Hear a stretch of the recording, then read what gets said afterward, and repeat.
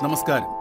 സംസ്ഥാനത്തെ നിയമസഭാ തെരഞ്ഞെടുപ്പുമായി ബന്ധപ്പെട്ട് ഇലക്ഷൻ കമ്മീഷന്റെ വിജ്ഞാപനം വന്നിരിക്കുകയാണ്. വിവിധ രാഷ്ട്രീയ പാർട്ടികൾ അവരുടെ തെരഞ്ഞെടുപ്പ് പ്രവർത്തനങ്ങൾ ആരംഭിച്ചു കഴിഞ്ഞു. ഇനിയുള്ള ദിവസങ്ങൾ വളരെ വർണ്ണശബളവും ശബ്ദമുഖരിതവുമായിരിക്കും അന്തരീക്ഷം.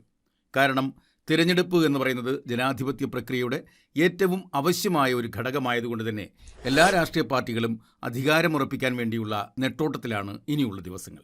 അതുകൊണ്ട് തന്നെ ഇനിയുള്ള കൊട്ടിക്കലാശം വരെയുള്ള ദിവസങ്ങൾ വളരെ ശബ്ദായമാനമായി മുന്നേറുമ്പോൾ ആശങ്കയുടെയും നിരാശയുടെയും കരിനിഴൽ പടർന്നിരിക്കുന്ന രണ്ട് വിഭാഗം ജനങ്ങളുണ്ട് നമ്മുടെ കൂട്ടത്തിൽ. അത് നമുക്കറിയാവുന്ന പോലെ തന്നെ സർക്കാർ ജീവനക്കാരും ഫാമിലി പെൻഷനേഴ്സ് അടക്കമുള്ള സർവീസ് പെൻഷനേഴ്സുമാണ്. ഇങ്ങനെ പറയാനുള്ളൊരു കാരണം, സർക്കാർ ജീവനക്കാരും പെൻഷനേഴ്സും ഒട്ടും പ്രതീക്ഷിക്കാതിരുന്ന ഒരു സമയത്താണ് ഫെബ്രുവരി അവസാനം സർക്കാരിൻ്റേതായി ഒരു പ്രഖ്യാപനമുണ്ടാകുന്നത്. സർക്കാർ ജീവനക്കാർക്കും പെൻഷൻകാർക്കും ലഭിക്കാൻ ബാക്കിയുള്ള DAയുടെയും DRൻ്റെയും കുടിശ്ശിക 8 ഗഡുക്കളായി 2026-27 വർഷം മുതൽ നൽകുമെന്നാണ് ആ പ്രഖ്യാപനത്തിൽ പറഞ്ഞിരുന്നത്. ആ പ്രഖ്യാപനത്തിൻ്റെ ചുവട് പിടിച്ച് വർക്കിംഗ് ക്ലാസ് ഒരു വീഡിയോ ചെയ്യുകയും അതിൽ നമുക്ക് ലഭിക്കാൻ ബാക്കിയുള്ള 286 മാസത്തെ കുടിശ്ശിക എങ്ങനെ കണക്കാക്കാമെന്നുള്ള ഒരു ഫോർമുലയൊക്കെ ആ വീഡിയോയിൽ നൽകിയിരുന്നതാണ്. 2 ലക്ഷത്തിലധികം ആൾക്കാർ ആ വീഡിയോ കാണുകയും കുറച്ചധികം പേർ ആ ഫോർമുല വെച്ച് തനിക്ക് ലഭിക്കാനുള്ള അല്ലെങ്കിൽ തങ്ങൾക്ക് ലഭിക്കാനുള്ള കുടിശ്ശിക എത്രയാണെന്ന് കണക്കുകൂട്ടുകയൊക്കെ ചെയ്തിരുന്നതാണ്. അന്ന് എല്ലാവർക്കും ഉള്ളൊരു ആശങ്ക, ഈ 8 ഗഡു എന്ന് പറയുന്നത് എന്ന് മുതൽ നൽകി തുടങ്ങും? 2026-27 മുതൽ നൽകി തുടങ്ങും. അത് ഒരു പ്രാവശ്യം 2 ഗഡു, അത് ഒരു സാമ്പത്തിക വർഷമാണോ അതോ ഒരു വർഷത്തിൽ തന്നെ 8 ഗഡു നൽകുമോ? കിട്ടാനുള്ള ആ ഗഡുക്കളുടെ ഓർഡറിനനുസരിച്ചാണോ തരുന്നത്, അതോ കിട്ടാനുള്ള ആകെ തുകയെടുത്ത് അതിനെ 8ആയി ഡിവൈഡ് ചെയ്ത് നമുക്ക് തരികയാണോ എന്നൊക്കെയാണ് ആൾക്കാർ അന്ന് ചിന്തിച്ചുകൊണ്ടിരുന്നത്. എന്നാൽ ചിലർ മുൻകൂട്ടി പറഞ്ഞു, ഇതൊക്കെ വെറുതെയാണ്, ഇത് ലഭിക്കില്ല, ഇത് വെറുതെ കണക്കൂട്ടി വെച്ചേക്കാം എന്നേ ഉള്ളൂ എന്നും ആ വീഡിയോയുടെ താഴെ കമൻറ്റ് ചെയ്തിട്ടുള്ളവരുണ്ട്. എന്തായാലും ശുഭാപ്തി വിശ്വാസികളായ ചിലരെങ്കിലും ആ തുക ലഭിക്കുമെന്നുള്ള കണക്കുകൂട്ടിൽ തന്നെയാണ് ഇരുന്നത്. ആ പ്രതീക്ഷകൾക്കാണ് ഇപ്പോൾ മങ്ങലേറ്റിരിക്കുന്നത്. ആദ്യം അതൊരു പ്രഖ്യാപനമായാണ് വന്നത്. അതിനുശേഷമാണ് വിശദമായ ഉത്തരവിറങ്ങുന്നത്. ആ ഉത്തരവിൽ പറഞ്ഞിരുന്ന ഒരു കാര്യത്തിനാണ് ഈ തെരഞ്ഞെടുപ്പ് വിജ്ഞാപനത്തോടെ തിരശീല വീണിരിക്കുന്നത്. അതെന്താണെന്നറിയാൻ നമുക്ക് ആ ഉത്തരവ് ഒന്നുകൂടി പരിശോധിക്കാം.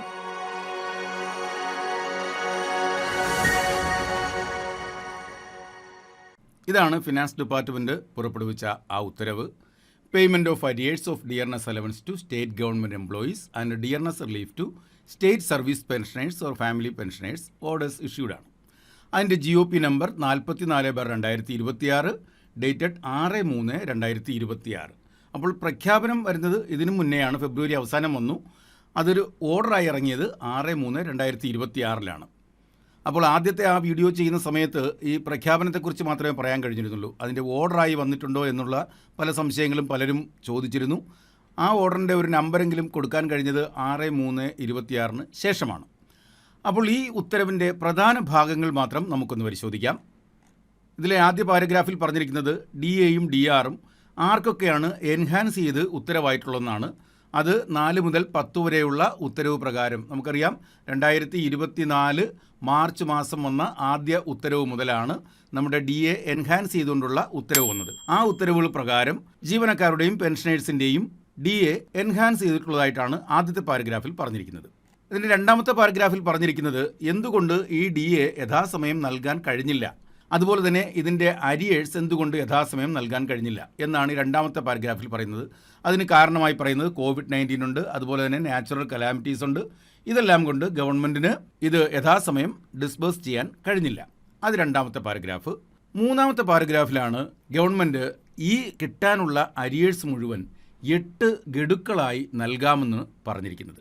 അപ്പോൾ government have examined the matter in detail and are pleased to accord sanction to disburse the arrears of dearness allowance to the state government employees and arrears of DR to the state service pensioners and family pensioners in 8 installments from the financial year 2026-27. അപ്പോൾ 2026-27 മുതൽ നമുക്കത് 8 ഇൻസ്റ്റാൾമെൻറ്റായി നൽകുമെന്നാണ് ഈ ഉത്തരവിൽ പറഞ്ഞിരിക്കുന്നത്. അങ്ങനെ പറഞ്ഞാൽ ഈ 26-27 എത്ര കിട്ടും, 27-28 എത്ര കിട്ടും, അങ്ങനെ കൂടി പറയേണ്ടതുണ്ട്. എന്നാൽ അതിനെപ്പറ്റി ഈ ഉത്തരവിൽ പറഞ്ഞിട്ടില്ല. ഈ ഉത്തരവിൽ അടുത്ത ഖണ്ഡികയിൽ പറഞ്ഞിരിക്കുന്നത് ഇത് ആർക്കൊക്കെ ലഭിക്കുമെന്നാണ്. എംപ്ലോയീസ്, പെൻഷനേഴ്സ്, അത് ആർക്കൊക്കെയാണ്, ഏതൊക്കെ ഡിപ്പാർട്ട്മെൻറ്റുകളാണ് എന്നുള്ളതാണ്. ഇപ്പോൾ സ്റ്റാറ്റ്യൂട്ടറി കോർപ്പറേഷൻ ഉണ്ട്, ഓട്ടോണമസ് ബോഡീസ് ഉണ്ട്, ബോർഡ്സ്, എയ്ഡഡ് സ്ഥാപനങ്ങൾ, ഇവർക്കെല്ലാം DAയും DRും ലഭിക്കുമെന്നാണ് പറഞ്ഞിരിക്കുന്നത്. 5ാമത്തെ പാരഗ്രാഫിൽ പറഞ്ഞിരിക്കുന്നത് ഇത് വേറെ ആർക്കൊക്കെയാണ് ആപ്ലിക്കബിൾ എന്നാണ്. അതിൽ പാർട്ട് ടൈം ടീച്ചേഴ്സ് ഉണ്ട്, പാർട്ട് ടൈം കണ്ടിജൻ്റ് എംപ്ലോയീസ് ഉണ്ട്, അതുപോലെ തന്നെ റീ എംപ്ലോയിഡ് പെൻഷനേഴ്സ് ഉണ്ട്. പിന്നെ ഉള്ളത് ലോക്കൽ സെൽഫ് ഗവൺമെൻറ്റിലെ ജീവനക്കാരുടെ ഈ രീതിയിലുള്ള അഡീഷണൽ എക്സ്പെൻഡിച്ചർ അവരുടെ ഓൺ ഫണ്ടിൽ നിന്ന് മീറ്റ് ചെയ്യണമെന്ന് പറഞ്ഞിട്ടുണ്ട്. അപ്പോൾ അവർക്ക് അവരുടെ ഓൺ ഫണ്ടിൽ നിന്ന് തന്നെ ഇത് മീറ്റ് ചെയ്യാൻ കഴിയും. അപ്പോൾ അത്രയും വരെ ക്ലിയർ ആണ്. നമുക്ക് 8 ഇൻസ്റ്റാൾമെൻ്റായി തരും, ആർക്കൊക്കെ ലഭിക്കും എന്നെല്ലാം പറഞ്ഞിട്ടുണ്ട്. എന്നാൽ ഇത് 2026-27 എത്ര ഗഡുക്കൾ, അതുപോലെ തന്നെ ഈ ഗഡുക്കൾ കണക്കാക്കുന്നത് എങ്ങനെ, ഇത് ഓരോ വർഷവും എത്ര ഗഡുക്കൾ തരും എന്നുള്ളതിനെക്കുറിച്ച് ഇതിൽ പറയുന്നില്ല.